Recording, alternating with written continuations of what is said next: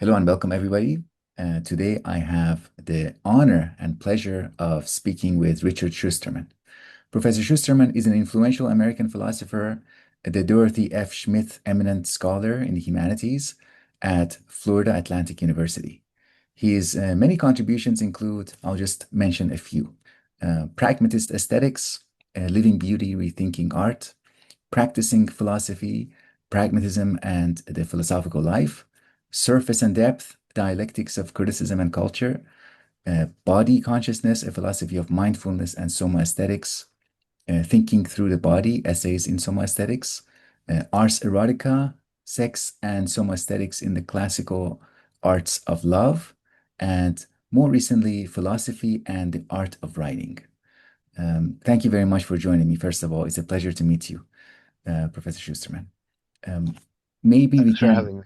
uh, thank you. Maybe we can begin with just paying attention to the many fields and areas that you have in thought through, written about, involved with.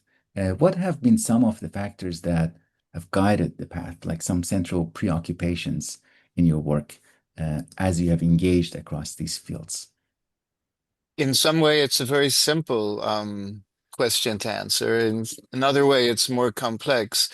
I think the simple dominant factor is an opening to experience. Like most individuals, I'm influenced by my environment. And for all sorts of contingent reasons, my environment has progressively, continuously changed. I left home when I was 16. Um, I moved to the Middle East. I did my doctorate in Oxford. I went back and was a tenured academic in Israel before returning to the United States. Then, through good fortune, I was invited by Pierre Bourdieu to go to France. And then, through that, I developed an interest in European thought and in European culture.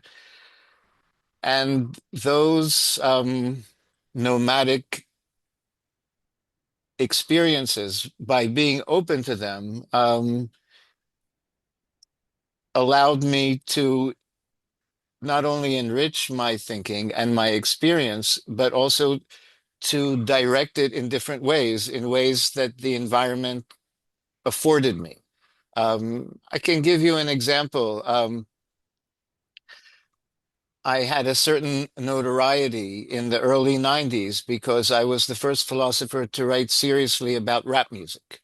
Um, why did I write about rap music? Well, at that time, I was a professor of philosophy at Temple University in Philadelphia, which is right in the middle of the Black Ghetto of Philadelphia. And so taking the subway to work and home from work, I was exposed to a language that I recognized as English, but that I didn't understand. I was exposed to a culture that was interesting that I didn't fully understand, but it was right in my face. And of course, I could ignore it, but that's not my style. My style is the idea of keeping my windows open. To absorb and learn from what surrounds me. And so, because of that interest, I got into the genre of rap. And, from, I guess, the late 1980s until 1997, it was a big focus of my work. And in some way, it created a breakthrough for me. In Europe, because that book, Pragmatist Aesthetics, was published in France by Édition de Minuit, which is a very trendy, commercial, elite intellectual publisher. They were the publisher of Samuel Beckett, Claude Simon, Nathalie Sarraute. And because of the rap music in the book, it got a lot of attention. And so, and that helped open the doors to me in Europe. So that's an example about being open to experience instead of just following the trajectory and the channels of intellectual academic advancement. I always preferred to be curious and find something new. I guess another common theme in my work and source of interest is it sounds banal, but an interest and love of beauty. So I kind of go to fields that attract me, even if they're not the most fruitful for academic advancement. I mean, I lost a lot of friends when I wrote about rap in the early 90s. And even in France, it was interesting. In France, they assumed that I must be a sociologist rather than a philosopher, because the idea of rap as a cultural, a social, they refused to call it at that time a cultural phenomenon. It was called a social phenomenon. And so someone who wrote seriously about rap must be a sociologist. It couldn't be a philosopher because the subject matter was regarded as too low and vulgar for philosophical treatment. So that desire to, the curiosity combined with an interest in the aesthetic and the beautiful, um, more or less has guided my research. And the aesthetic is a very basic part of our lives, also of our ethical and political existence. It's not something that can be compartmentalized into in a narrow space, although that's how it's done in the academy, because we all make habitually and without much reflecting aesthetic judgments, even if those judgments we express them by our feet, by our body gesture and posture, by just walking away or walking towards. The aesthetic is a pervasive dimension of life, and it's one that has guided my research. So a lot of my work is in the field of aesthetics, but it's always taking aesthetics beyond that narrow concern with fine art and sophisticated beauty with which the term aesthetics is often associated. Mhm, mhm. Thank you. I love that response. And my next question, I feel like I, I feel a little bit apologetic because I Uh-huh. know this is a question that you get a lot. Uh-huh.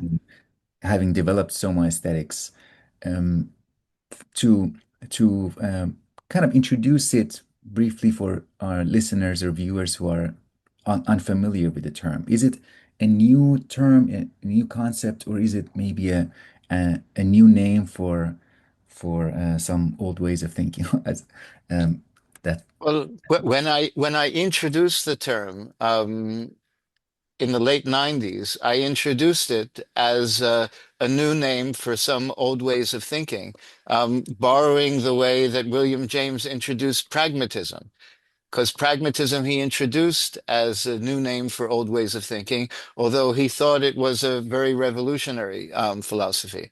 Um, so Somaesthetics is a new name that I introduced. The term exists in neuroscience because there's a somaesthetic cortex in the brain and a somaesthetic system.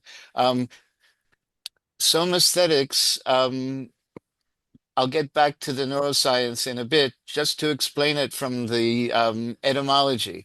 So it's made up of two words, soma, the Greek word for body, and aesthetics, which comes from the Greek word aesthesis, which is sensory perception. So today, when one thinks about aesthetics, what you think about philosophy of art and philosophy of beauty, or the realm of art and the realm of beauty.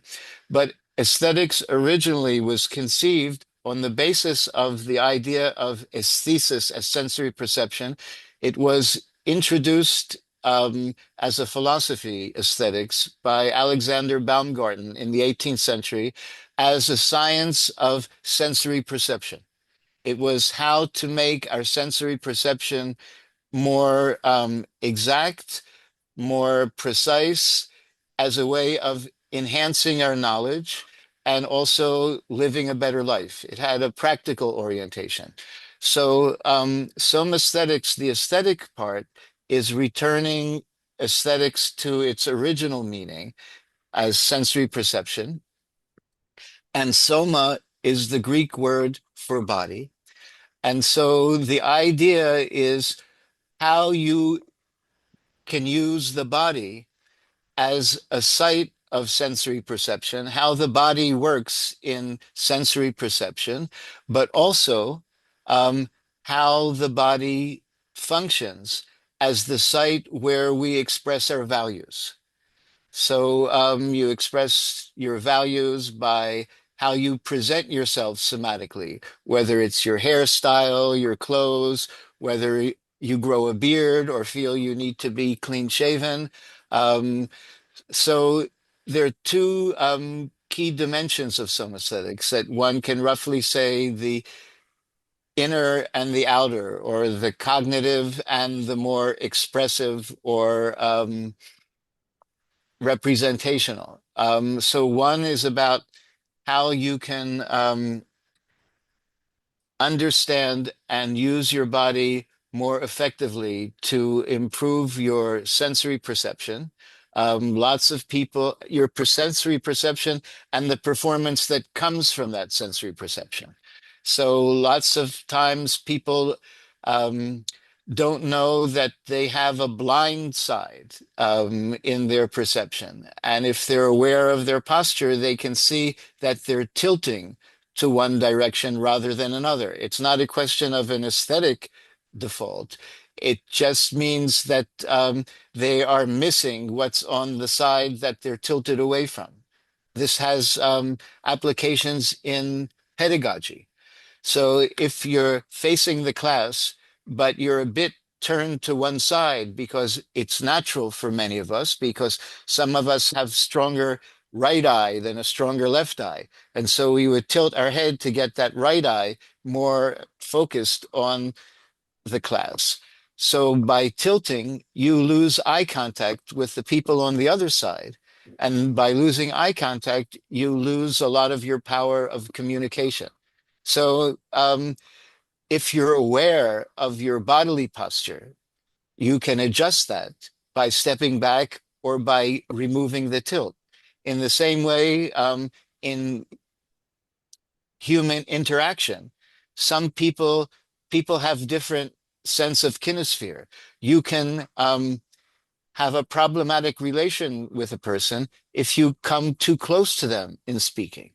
But if you're not aware that you're close, and if you're not aware of that energy that is created by your being too close, then you will just get closer when you see the person drawing away, and that will make your interaction less successful. If you can't feel your bodily posture, and if you're not aware of your soma in its environment, you cannot make that judgment and make that correction. And here there's an important point, is that we never experience the body itself. You always experience it in its context. So if you would close your eyes now and just try to feel your body alone, if you're perceptive, you won't be able to do that because you'll feel the chair that you're sitting on, right? You can't ever feel the body alone. You always feel it in a gravitational field that makes walking and staying on the earth possible. So soma and aesthetics. Why soma?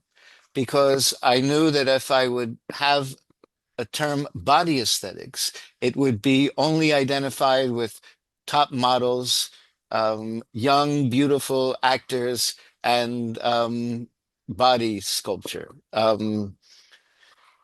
So I wanted to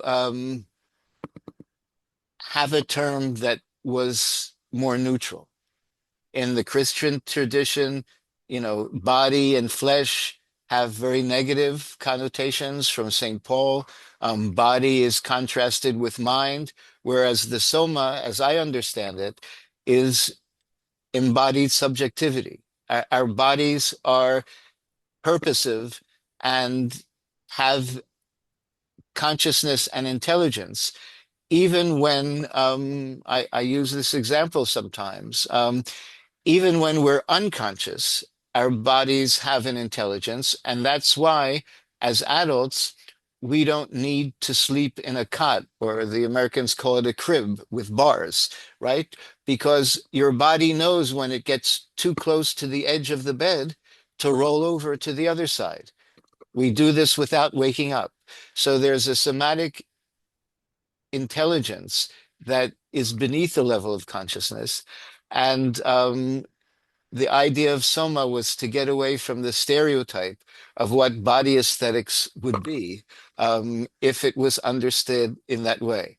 Now, I can add um, a footnote, which is humorous, um, about the sometimes the advantages of mistranslation. So, Soma aesthetics has been very, very popular in mainland China. Um, More popular there than anywhere else in the world. There are 4 monographs about me in Chinese, and I think 9 of my books in China.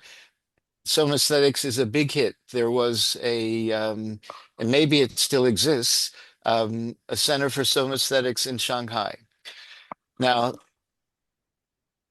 in Japan and in China, the translation of aesthetics is science of beauty, Mhm, because they did this translation at the end of the 19th, beginning of the 20th century, where aesthetics was dominantly a philosophy of beauty and fine art. And so the translation of aesthetics in Chinese is meishui. In Japanese, it's bigaku, science of beauty. So Somaesthetics was translated as the science of the beautiful body.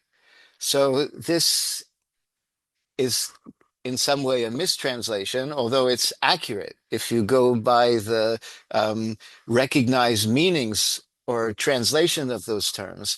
And it, of course, creates a lot of interest because people, even in a communist country like communist China, are very interested in beautiful bodies, beautiful skin. Yeah, I mean, from that point of view, contemporary Chinese culture is just as commercialized as our Western culture is. mhm, mhm. One thing that comes to mind is how there are attitudes or even maybe cultural trends that oppose this kind of awareness that comes with soma aesthetics. Body as or ourselves as passive consumers of TV, TV shows or kind of entertainment, consumerism. And I'm wondering if some aesthetics takes new significance in this kind of context, cultural context, in our kinds of societies, in the age of technology, in the age of AI, where so many people don't. I mean, it's harder to appreciate the some aesthetics of writing, for example, with a pen. Yeah, yeah. So I think that's a very important point, and I think it makes some aesthetics even more important now than it was when I introduced it in the late 90s. And what's interesting, before I go into a more abstract level, is to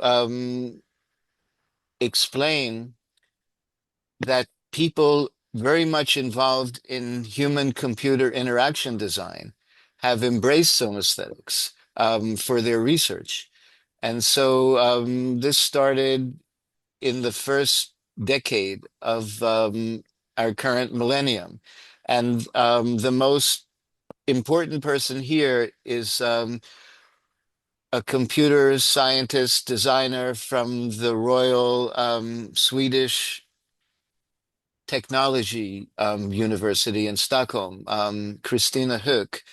And she has a book published by MIT Press called Designing with the Body, Somaesthetic Interaction Design.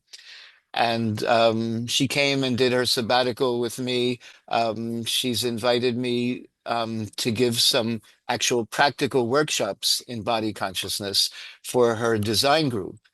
And what she and many of her colleagues, there's also Dag Svennis in Norway, in Trondheim, at the Science and Technology University in Trondheim. These are designers who realize that we are not going to throw away our cell phones and our tablets and go back to the pre-digital age, but they're worried that we are going to become disformed and impoverished by reliance, and in some way helpless without that. And so they're designing products that emphasize body consciousness and help reconnect people with their bodies. So I'll mention two prototypes that Kia's lab has developed. Kia is the nickname. Her full name is Christina Höök. And one is called the Soma mat, and the other is called the breathing lamp.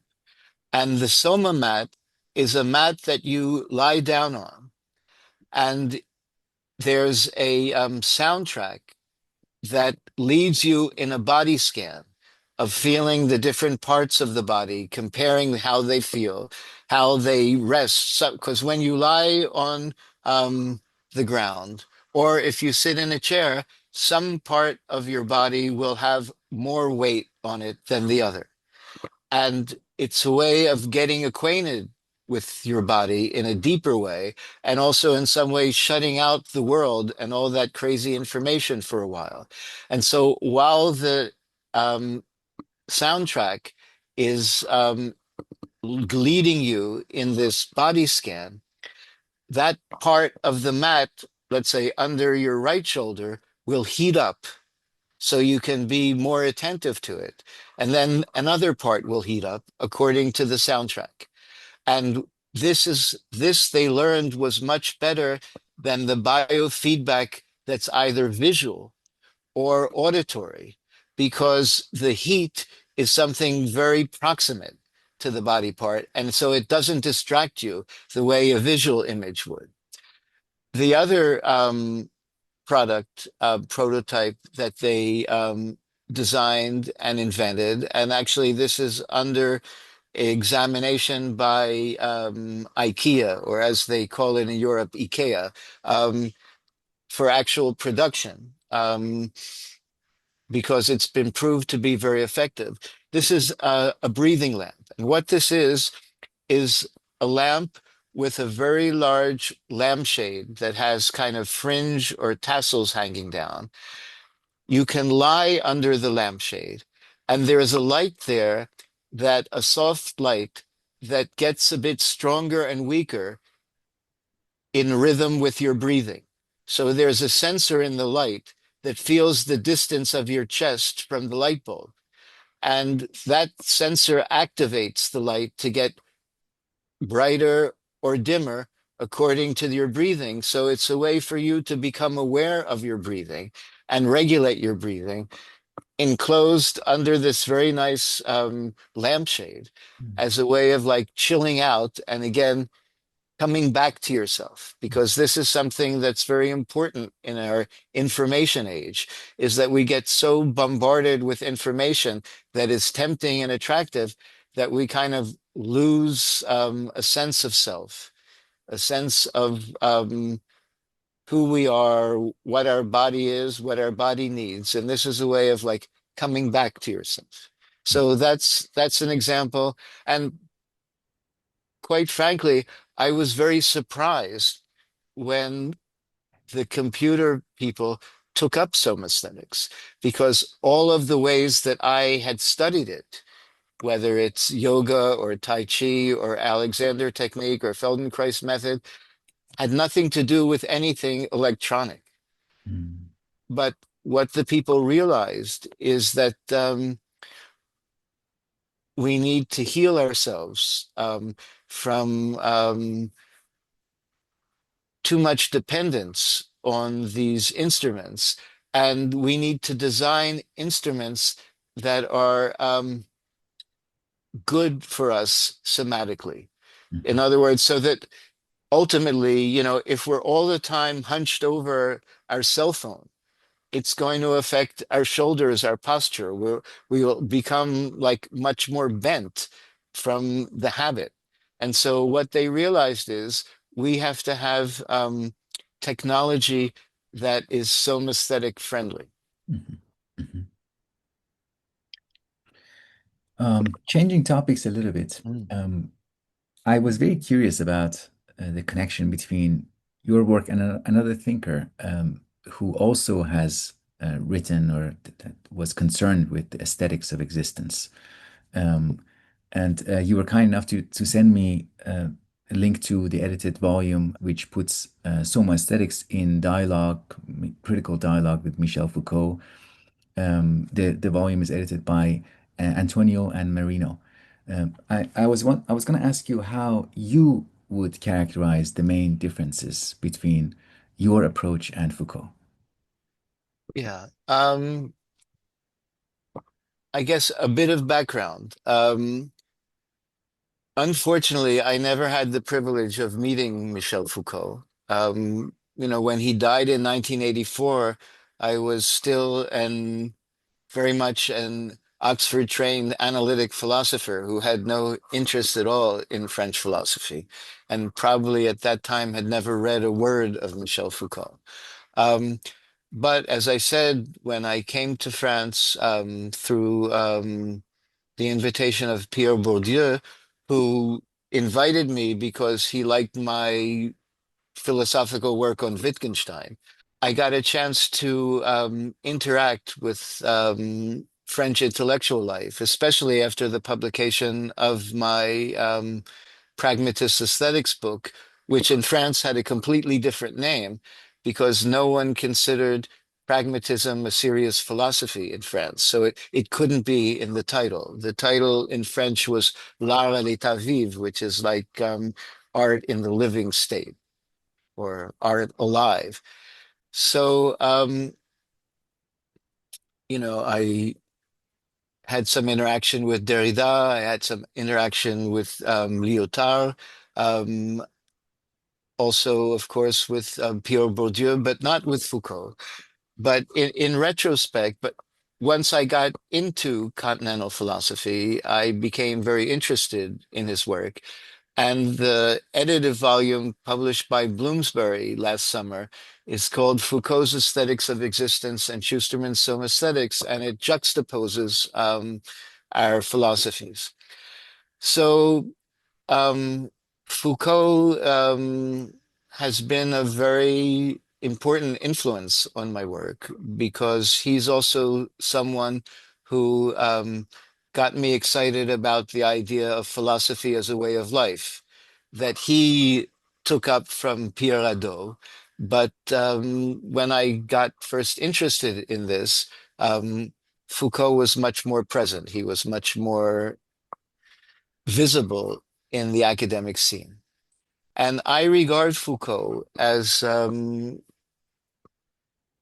a prophet of some aesthetics because he was active in the three major fields, three major branches of some aesthetics, which I can explain very briefly and simply as analytic some aesthetics, which is the more theoretical descriptive, um, pragmatic somaesthetics, which is about methods of improving your bodily experience. And the third branch is practical somaesthetics, which is actually being active in practicing those methods. because there's a difference between reading or writing a yoga book and actually doing the yoga. So Foucault, for me, was very admirable because he wrote theoretically about body and the way it's disciplined, manipulated, and controlled. Um, he also wrote about methods of changing that manipulation and control. For instance, through consensual S&M, that was his main advocacy of gay consensual S&M. That was his field. But he not only advocated it and described it, but he also practiced it. So there was someone who like not only talked the talk, but walked the walk. And, that I admire very much because for me, philosophy, to be serious and real, it has to be lived. Otherwise, it's just some kind of literary genre that may interest a few people, but its power, at least as Socrates introduced it, was about how to live a better life and be an exemplar for other people to live better lives. And so if it's just an exercise in good writing, okay, so then you put it with literature, but it's not philosophy in what I consider to be the deepest sense, which is not the professional academic sense. So Foucault was inspirational for me in that way. Now, where are the differences? I think the differences have to do with kind of in two sorts of directions. One has to be with one direction is how it understands the aesthetic. Um, Foucault has a very modernist ideal of the aesthetic as requiring innovation and extraordinary, exceptional difference, right? So an artist isn't an artist unless he creates a new mode of art. I'm much more close to the democratic pragmatist view that sees art as creative expression that is interesting, powerful, but it's okay if it's a variation on a theme. You don't have to invent, you don't have to be a genius to be an artist. You don't have to be a super genius to be a philosopher. So you can have a beautiful life, even if it's not an extraordinary life.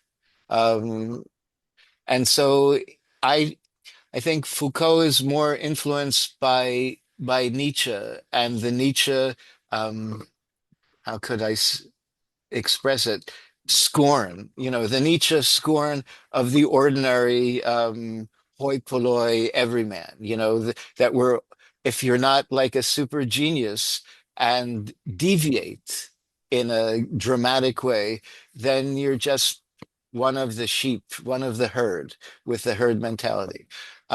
So in the American pragmatist tradition, we don't have that scorn for ordinary people and ordinary expression. That's why I not only wrote about rap music, I also wrote about country music, as an expression of like ordinary people.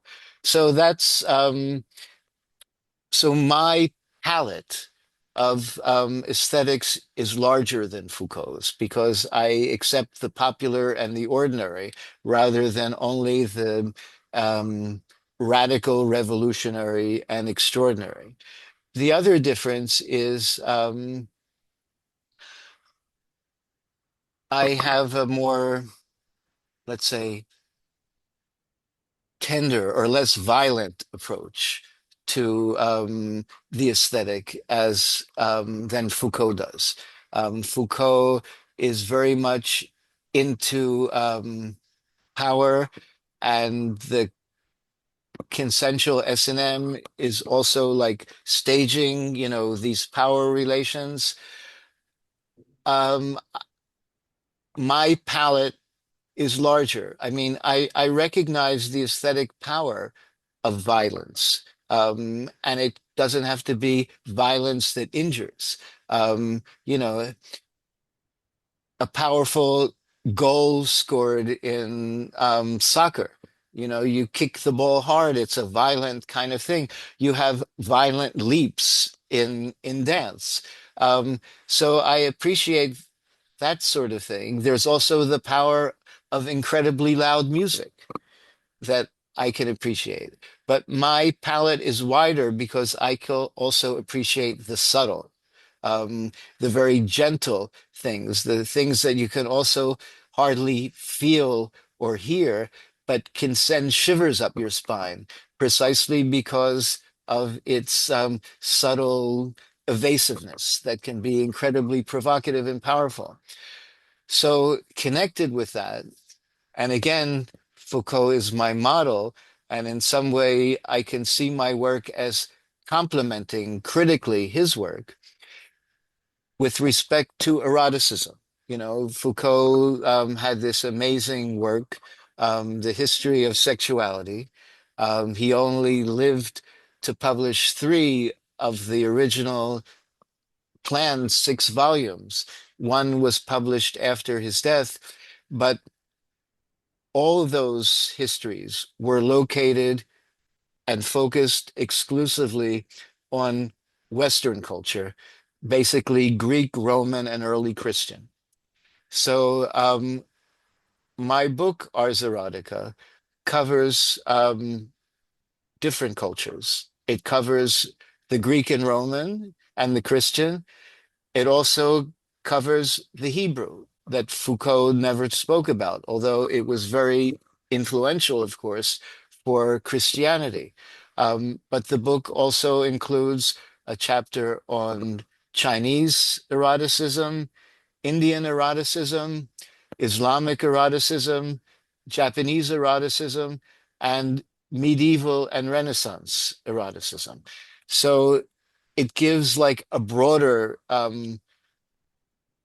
vision of the history of sexuality um, than Foucault's book does. And the other difference is um, Foucault had little interest in women and in woman's experience. He did his research, which is admirable and justifiable, according to his research libido was connected with his erotic libido, and that was directed at male homosexuality. And so there's no real engagement with women and women's sexuality in Foucault's history of sexuality. Whereas the Ars Erotica does take women very seriously and their role in in erotic ideology and erotic discourse. Now, of course, in at least 90%, the women are simply like puppets that men, the writers, they put the wisdom in the mouth of women, um, either legendary, because in China, the legendary Yellow Emperor was taught eroticism by other legendary, like female demigods. In the Greek and Roman tradition, you also have these legendary women who are supposed to be the experts on sexuality. But of course, most of the ideas are actually written by men for the advantage of men. But at least the women have a role there. Mhm. And at least, there's concern. Sometimes very beautiful concern. I mean, in Indian eroticism, in the Kama Sutra, for instance, the advice to the husband is not to sexually touch the bride for the first 3 days after the marriage, so that she will not feel that she's being aggressively taken, that she will feel comfortable. Um, and so there are all sorts of ways, also advice to women about how to read signs, and for men, how to read the signs of women. So in that way, you have that in India. In China, there's a tremendous amount of interest in the different stage of arousal, both in men and women, so that the intercourse can happen when both sides are optimally aroused. So again, it's concern for women from a male point of view, but it's still a concern for women, which and an interest in women's experience, which is very different from Foucault. So that's where the differences lie. But I wouldn't have had that book without the Foucauldian model. And actually, it was a very difficult book to write because you cannot separate the eroticism of a culture from that culture more generally. And so to write about it in a substantial way, I had to learn about all these different cultures, which took me, a lot of time. So um, lots of things that I had never read, I had to read. So, I mean, with respect to Islam. So I had to go through the Quran, I had to go through the Hadith, and all sorts of secondary literature that even understanding how it's organized, you know, is very complicated.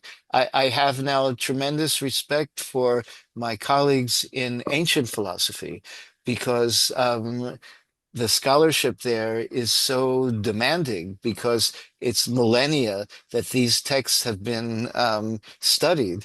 And to find something interestingly new in research requires knowing not only the primary text, but that large corpus. So, yeah, so the book took me a long time to write because of that, but also because of internalized social resistance. Because when I got the contract for the book from Cambridge University Press, I think it was in the end of 2010, it was before the Me Too movement. So talking about sexuality as a man was not a problem. Um, but 2016, the Me Too movement came, and the whole subject of sexuality became toxic. And I didn't know whether I could finish writing the book. I didn't know whether people would read the book or whether it would be seen as sexist, because most of the philosophies that I represented were philosophies of cultures that are sexist. But my view was that there are also some good things in their sexual ideology. And if you criticize the bad while pointing to the good, you can extract something useful. And also, it's good to know how we became a sexist culture. And the way to know how we became that is through the history of sexual ideology. Mhm. And so it was difficult to write. I can say it's somewhat amusing that several of my female colleagues urged me in the beginning to write the book because they said Foucault and Bataille, they're the ones who treat sexuality, but they hate women. Either, abuse them violently and write about rape and death, or have no interest like Foucault. Um, you appreciate women. You have a more gentle approach. You should write about sexuality. So I did. And then when I came back to these women, when the colleagues, when the book was ready for some sort of promotional support or blurb, they were all afraid to give their names because the subject had become identified with sexism, which is again something that is very sad about contemporary culture, that that has become a subject that is difficult to engage in an open way. And I think there are already repercussions in the social relationships between young men and women today because of that incredible weight and a kind of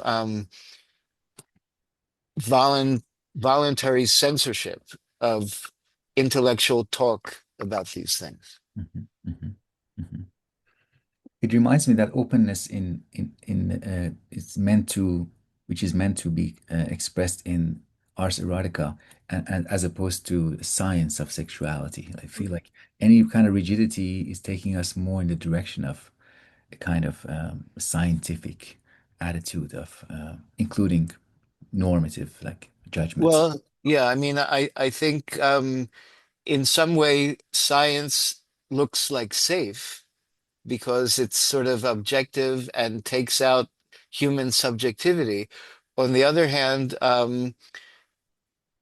the erotic is something that pervades our interaction, even if it's not explicitly sexual. You know, people feel for each other. You know, people on the same sports team, people in the same military unit. Part of the esprit de corps is affection for the people that you work with closely, that you depend on.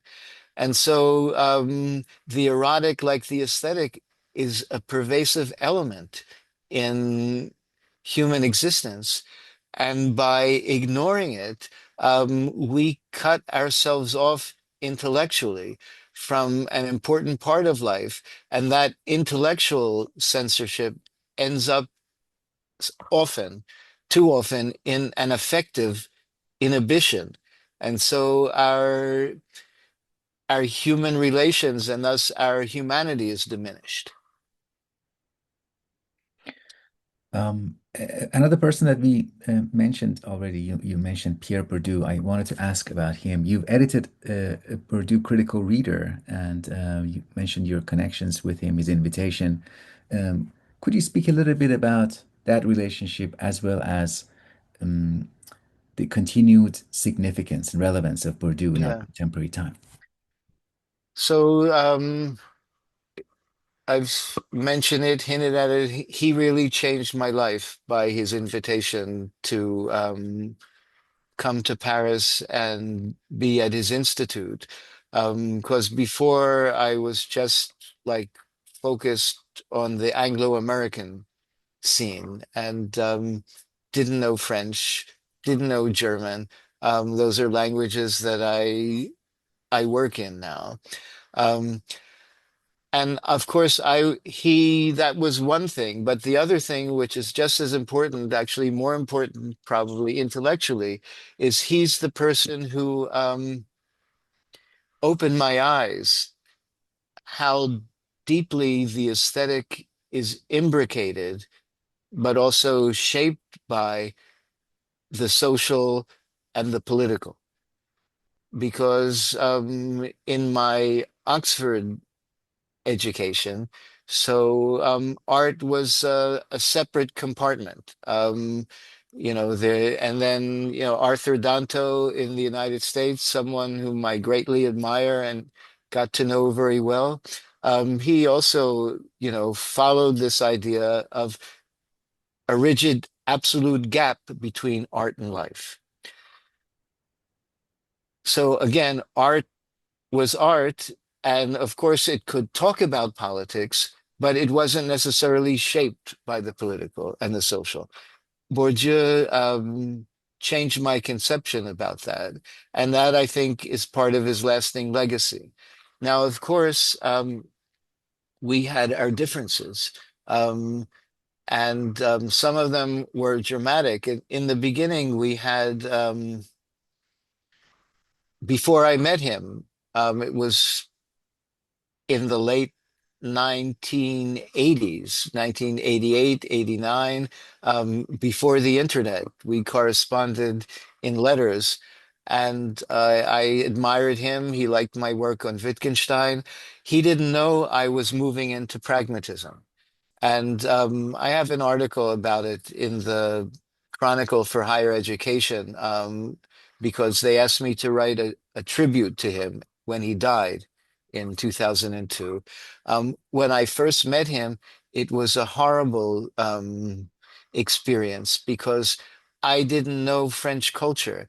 And in British and American culture, you honor someone by finding something in their work that is good but needs a bit of correction and offering that correction.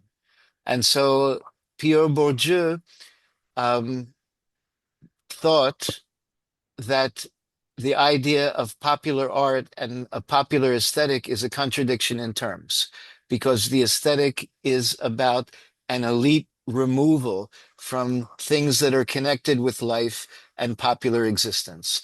It's saying, we can look at a picture of a tree or of a beautiful house because we're satisfied with that because we already have beautiful real trees and real houses.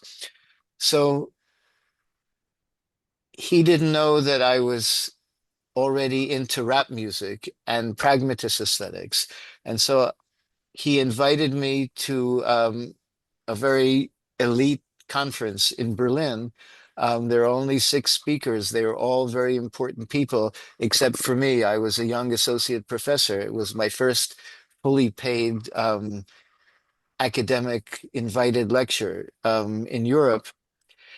And I gave this lecture saying that Bourdieu is wrong about the impossibility of popular art and popular aesthetic because he's right about something bigger and more important, that the aesthetic always depends on the social world in which it's situated. And the social world that he examines and studies is 1960s France. But the United States is a different social world than France because we don't have an aristocracy. We've never had a court, an official aristocratic court with kings and princes and the courtly culture. We don't have an official religion, state religion that France has. We don't even have a unified educational system to enforce that kind of clear hierarchy. We're a country of immigrants with a democratic rather than aristocratic ideology. So our whole social world is different. And that's why popular art and popular aesthetic could be developed in the United States. Okay. So I thought this was very diplomatic, but I knew it was before I came to France. I didn't know French culture. You're not allowed to do that in France. It's a violation of like the codes, courtly codes of hierarchy. So he basically exploded. I mean, and he didn't talk to me for the whole time that I was in France. He couldn't take back the invitation because it was official. But before I left, I gave him 3/4 of the manuscript of my book. And then he saw that I really had a sincere interest in rap music and pragmatism. And he called me in and said that he didn't understand my performance in Berlin, because that's another French thing that I didn't know, that people in France, there was a tradition of trying to make trying to kill the king Mm, or wound the king by making him look vulnerable. And so he thought that was what I was doing by making him look conservative and making my own intervention Mm, look, you know, progressive and cool. mhm, There's the other thing that needs to be mentioned, and I'm very sensitive about this, is the fear of American cultural imperialism versus European culture. Because Europe is the home of Western culture.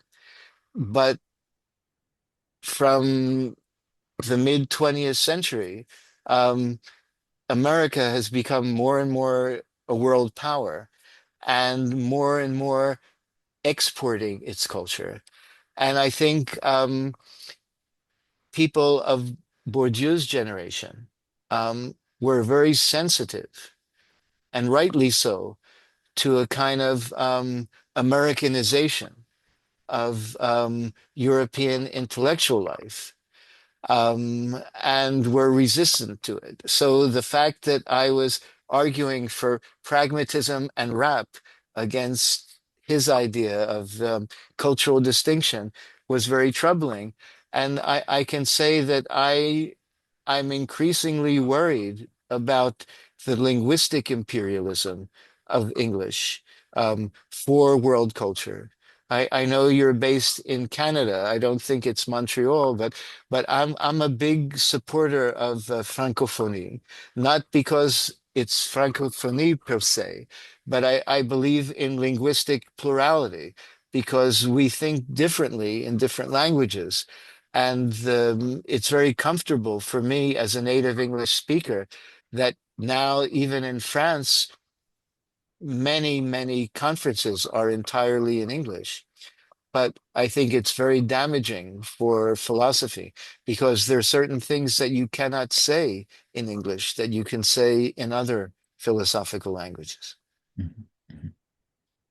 Okay. Um, there's an upcoming critical Shusterman reader, and Uh-huh. to the extent that you can share with us, what do you hope readers will take away from this collection, especially those readers who are coming to your work for the first time, those Yeah. younger readers? Um, I'm pleased with this book. It wasn't my idea.